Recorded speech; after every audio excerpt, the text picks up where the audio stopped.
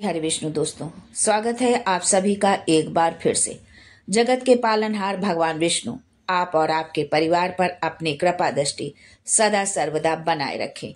दोस्तों, यदि आप अपने जीवन में सुख समृद्धि चाहते हैं, धन वैभव चाहते हैं, अपने परिवार को खुशहाल देखना चाहते हैं, अपने बच्चों का भविष्य उज्जवल बनाना चाहते हैं, नौकरी में प्रमोशन चाहते हैं, व्यापार में तरक्की चाहते हैं, तो आप बिल्कुल सही चैनल पर आए हैं। यदि आप पहली बार हमारे इस चैनल पर आए हैं तो चैनल को सब्सक्राइब करके बेल आइकन जरूर दबाइएगा। दोस्तों, धार्मिक मान्यता के अनुसार कामिका एकादशी व्रत करने से साधक को जीवन में सभी सुखों की प्राप्ति होती है और श्री हरि की कृपा प्राप्त होती है।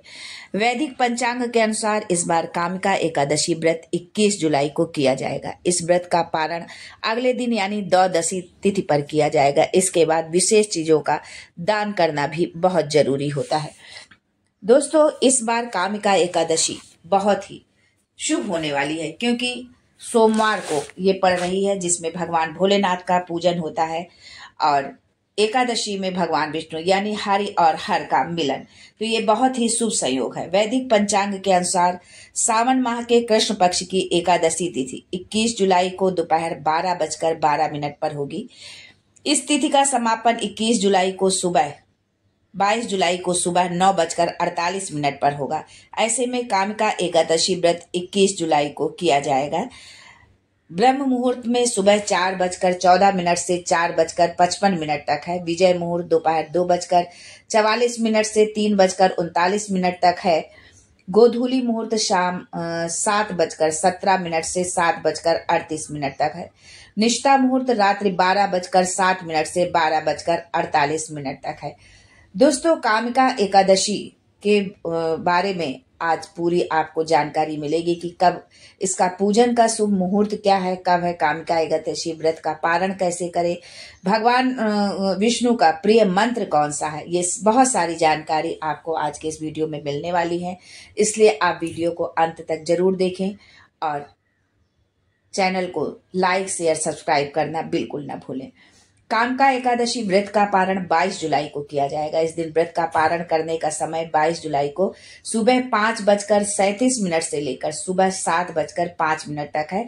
इस दौरान किसी भी समय व्रत का पारण किया जा सकता है। व्रत पारण की विधि होती है। यदि हम कोई भी काम करते हैं, विधि पूर्वक उसको संपन्न नहीं करते तो उसका हमें कोई फल नहीं मिलता है। सुबह स्नान करने के बाद साफ कपड़े धारण करें। इसके बाद सूर्यदेव को अर्घ्य दें। मंदिर की सफाई करने के बाद गंगा जल का छिड़काव कर शुद्ध करें। भगवान विष्णु के सामने देसी घी का दीपक जलाकर आरती करें, उनका पूजन करें, मंत्रों का जाप और विष्णु चालीसा का पाठ करें। प्रभु को सात्विक चीजों का भोग लगाएं। अंत में लोगों में अन्न और धन समेत आदि चीजों का दान करें और खुद भी प्रसाद ग्रहण करें। जो भी आपके सामर्थ्य में हो उसका आप दान कर सकते हैं। शुभ फल की प्राप्ति के लिए कामिका एकादशी के दिन दूध में केसर मिलाकर भगवान विष्णु को भोग लगाएं।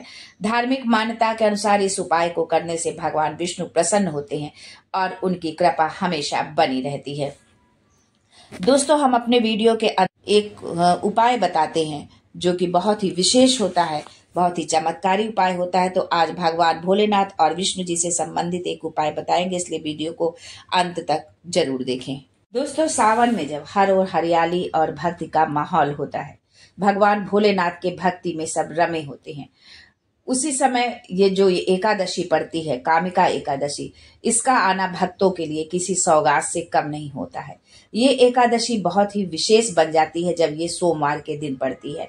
तो इस बार की कामिका एकादशी सोमवार के दिन पड़ रही है, इसलिए इसका महत्व और भी बढ़ जाता है। कामिका एकादशी पर भगवान विष्णु और माता लक्ष्मी की पूजा करने से धन, सुख, शांति, सामाजिक प्रतिष्ठा और मोक्ष की प्राप्ति होती है।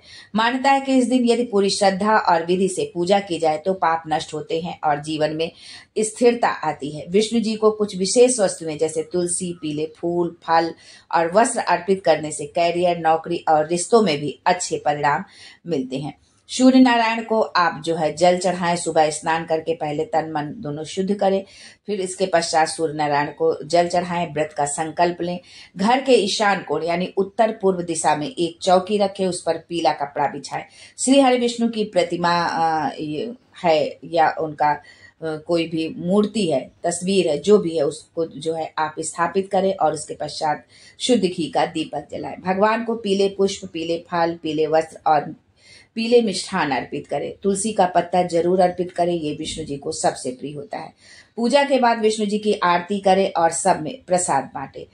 भगवान विष्णु की स्तुति करें, जो है उनका ओम नमो भगवते वासुदेवाय नमः मंत्र का 108 बार जाप करें। शांताकारं भुजग शयनम पद्मनाभम सुरेशम विश्वाधारम गगन सदृशम मेघवर्णम शुभांगनम लक्ष्मीकांतम कमल नयनम योग ध्यानम गम्यम वंदे विष्णु भवभयहरणम सर्वलोकैकनाथम। विष्णु जी को प्रसन्न करने के लिए इस मंत्र का आप जो है इस श्लोक को पढ़ें और ओम नमो भगवते वासुदेवाय नमः का जाप करें। ओम विष्णुवे नमः, ओम हूम विष्णुवे नमः, ओम नमो नारायण, ओम श्रीमन नारायण हरि हरि, श्री कृष्ण गोविंद हरे मुरारे, हे नाथ नारायण वासुदेव, ओम नारायण विद्महे वासुदेवाय धीमहि तन्नो विष्णु प्रचोदयात्। कोई भी मंत्र, जो भी मंत्र आप जप सकते हैं उसका आप जाप करें, जितना अधिक से अधिक हो सके। बहुत समय इसकी कामिका एकादशी व्रत की कथा इस प्रकार से है कि बहुत समय पहले की बात है कि एक गांव में एक छत्री रहता था। एक दिन रास्ते में उसकी किसी बात पर एक ब्राह्मण से कहा सुनी हो गई। बात बढ़ी और छत्री ने आवेश में आकर ब्राह्मण को धक्का दे दिया। दुर्भाग्यवश ब्राह्मण गिरा और उसकी मृत्यु हो गई। घटना के कुछ ही समय बाद छत्री को अपने किए का पर पछतावा हुआ। उसने ब्राह्मण के अंतिम संस्कार की जिम्मेदारी ली और गांव के लोगों से क्षमा भी मांगी, लेकिन गांव के पंडितों ने साफ मना कर दिया। उन्होंने कहा, तुम पर ब्रह्म हत्या का दोष है, जब तक तुम इसका प्रायश्चित नहीं करते हम कोई धार्मिक कार्य में शामिल नहीं होंगे। अब छत्री परेशान था। उसने बार बार विनती की कि उसे कोई उपाय बताया जाए जिससे वो इस पाप से मुक्त हो सके। पंडितों ने उसे सलाह दी, अगर तुम सच्चे मन से सावन के कृष्ण पक्ष की एकादशी यानी कामिका एकादशी का व्रत रखो, भगवान विष्णु की पूजा करो, ब्राह्मणों को भोजन कराओ और दान दो, तो तुम अपने अपराध से मुक्त हो सकते हो।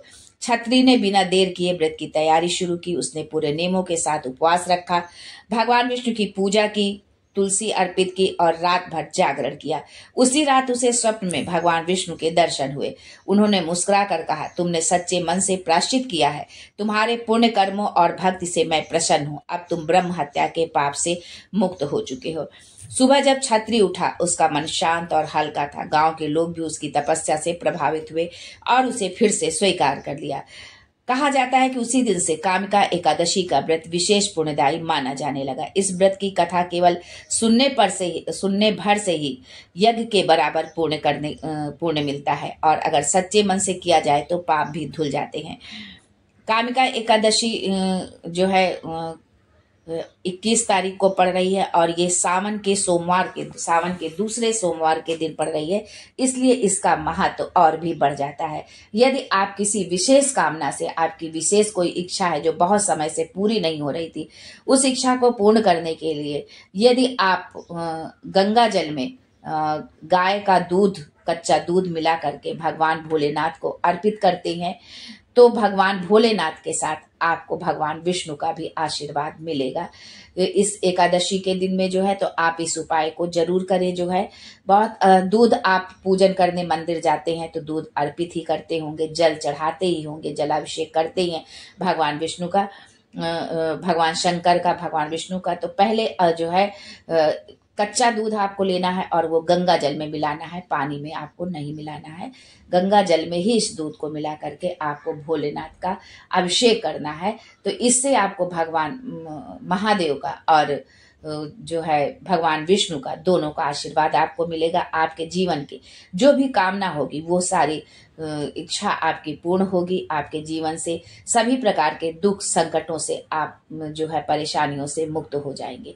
तो आज के लिए बस इतना ही। फिर मिलते हैं कुछ नया, कुछ अलग, कुछ अद्भुत लेकर। तब तक के लिए हर हर महादेव और भगवान विष्णु आपकी मनोकामना पूरी करे। जय Shri Hari Vishnu and thanks for watching my video.